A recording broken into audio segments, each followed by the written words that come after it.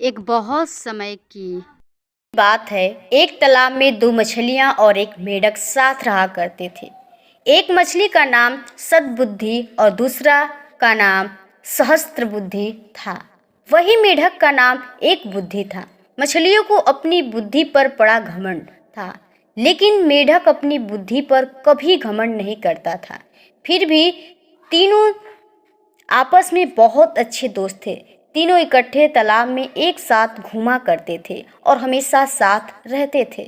जब भी कोई समस्या आती तो तीनों साथ मिलकर उससे निपटते थे।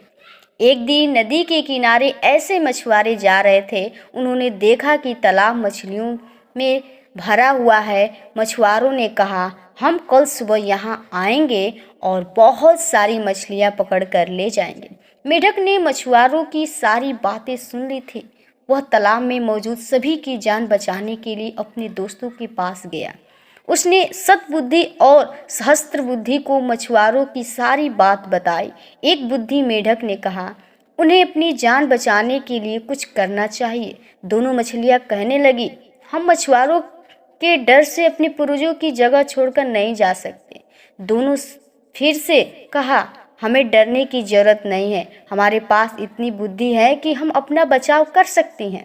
वही एक बुद्धि मेढक ने कहा, मुझे पास में एक मौजूद तालाब के बारे में पता है जो इसी तालाब से जुड़ी है। उसने तालाब के अन्य जीवों को भी साथ चलने को कहा, लेकिन कोई भी एक बुद्धि मेढक के साथ जाने को तैयार नहीं था, क्योंकि सभी को सद्बुद्धि और सहस्त्रबुद्धि पर भरोसा था कि वो उन सबकी जान बचा लेंगे। मेढक ने कहा, तुम सब मेरे साथ चलो, मछुआरे सुबह तक आ जाएंगे। इस पर सहस्त्रबुद्धि ने कहा, उसे तालाब में छिपने की एक जगह पता है। सद्बुद्धि भी ने कहा, उसे भी तालाब में छिपने की जगह मालूम है।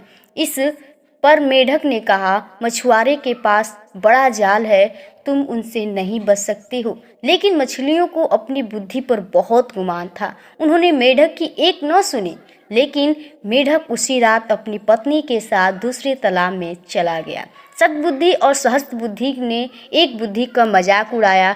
अब अगली सुबह मछुआरे अपना जाल लेकर वहां आ पहुंचे। उन्होंने तालाब में जाल डाला। तालाब के सभी जीव अपनी जान बचाने के लिए भागने लगे, लेकिन मछुआरे के पास बड़ा जाल था, जिस कारण कोई भी बचकर नहीं जा सकता। जाल में बहुत सारी मछलियां पकड़ी गईं। सद्बुद्धि और सहस्त्रबुद्धि ने भी बहुत बचने की कोशिश की, लेकिन उन्हें भी मछुआरों ने भी पकड़ लिया। जब उन्हें तालाब से बाहर लाया गया, तब तक दोनों की मौत हो चुकी थी। सद्बुद्धि और सहस्त्रबुद्धि का आकार सबसे बड़ा था, इसलिए मछुआरों ने उन्हें लग रखा था। उन्होंने बाकी मछलियों को एक टोकरी में डाला, जबकि सद्बुद्धि और सहस्त्रबुद्धि को कंधे पर उठाकर चल दिए। जब वह दूसरे तालाब के सामने पहुंचे तो एक बुद्धि मेढक की नज़र इन दोनों पर पड़ी। अब उसने अपने मित्रों की यह हालत देख बड़ा दुख हुआ। उसने अपनी पत्नी से कहा कि काश इन दोनों ने मेरी बात मान ली होती तो आज ये जिंदा होती। कभी भी अपनी बुद्धि पर घमंड नहीं करना चाहिए। एक दिन यही घमंड जानलेवा साबित हो सकता है।